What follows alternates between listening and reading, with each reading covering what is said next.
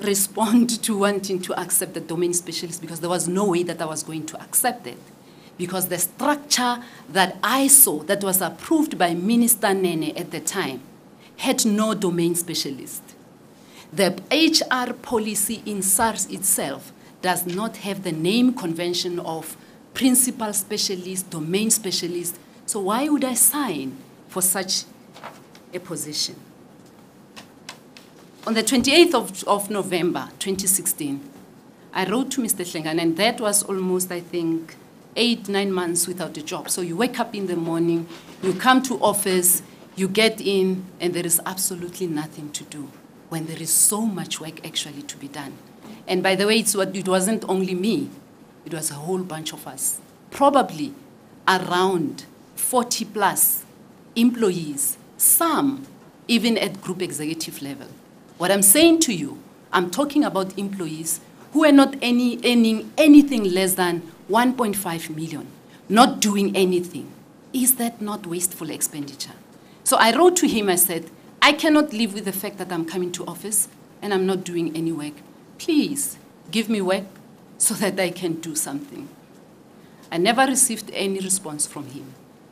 Realizing that they are quiet about it, I approached customs. And at that time, it was headed by Mr. Jet Micheletus. And that was based on the fact that I had done some work. In actual fact, I continued to do a grade of work in customs. At some point, the World Customs Organization requested SARS to assist the Malawian Revenue Authority in developing their integrity program because the World Customs Organization thought that the program that we had was quite good, and if other revenue authorities could implement, it could actually work very well. I was part of the team. I went with Mr. Clifford Collins. We assisted the Malawian Revenue Authority. And based on a number of other things, representing SARS and the country at the African Union on a subcommittee on integrity, therefore, I can actually play a role in that division. I approached the unit. I offered to actually do work in that area. They requested me to do a presentation at their management meeting, which I did. All of them very excited. In actual fact, they even said, we do not have the capacity. We do not have the experience, the expertise on integrity matters. You come and work with us. I did that on the 26th of June, 2017. They then requested me to develop an integrity program and plan for them. On the 17th, I got a call from I think it's a personal assistant of Mr. Micheletos saying, how far are you with the integrity program? 2 days later, that's when I received a letter that said, you are dismissed with immediate effect. In my inbox, I have a meeting that has been scheduled to say I actually have to come and work with them, that as a team we work on the integrity plan, on the anti-corruption strategy. On the other hand, I have a letter that says you are dismissed with immediate effect. But let me just also indicate before I give you the thing.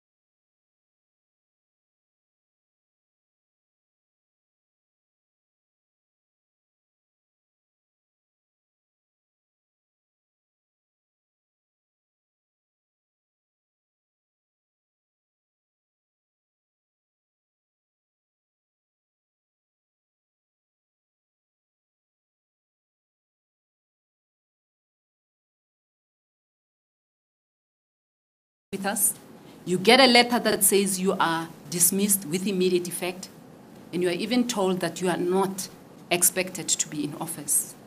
So there's a day I came in office, I think it was around the 26th of July, because I came just to pack my stuff. And there's an HR personnel, a very junior HR person, Zanele Zamkaka, who came to my office and said, "What are you doing here?" And I was like, "I'm packing." She said, "You're not supposed to be here." I said, "But why? If I'm being dismissed on operational requirements, we're not at war. Why are you treating me in that manner?" At that point, I got a call to say my daughter was not well at school. So I had to rush and go and pick up my child and come back so that I can collect the stuff and go. So I drove out. Coming back, my access card has been blocked. Going back to my office, the security is actually coming through. They want to actually get the keys. Why treat me in such a manner? Is it an issue that I actually raised all this? Is it an issue that I refused to even accept the role that they were presenting me? I do not understand. There's a proposal I made when they said, "Give us a proposal to say, where do you think you can contribute best?"